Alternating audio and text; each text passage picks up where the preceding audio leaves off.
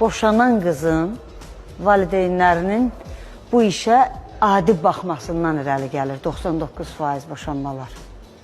Çünki mənim də nəslimdə boşananlar var da, amma razılaşmıram. Razılaşmıram. Mən yəni belə razılaşmıram ki, mənim də deyək ki, kimimsə boşanıbdır. Amma mən baxmayaraq ki, deyək ki, qız tərəfin qohumuyamsa, mən oğlan tərəfdən danışaram ki, oğlan tərəf haqlı görmək istəyirəm, haqlı görürəm də. Çünki mən bilirəm ki, qız tərəfdədir günah, problem qız tərəfdədir.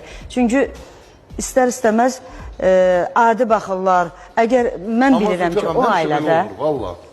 Yox, bəzilərində deyirəm, mən özümdən götürürəm, öz ailəmdən götürürəm söhbəti.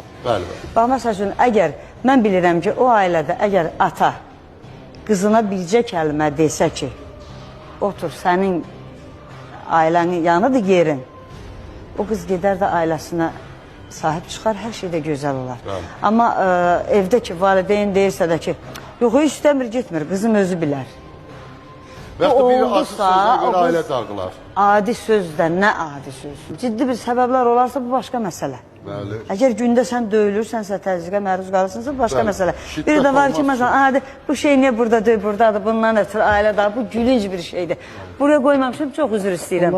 Bir də olmaz. Belə desə daha yaxşı deyil, məsələni deyirəm ha.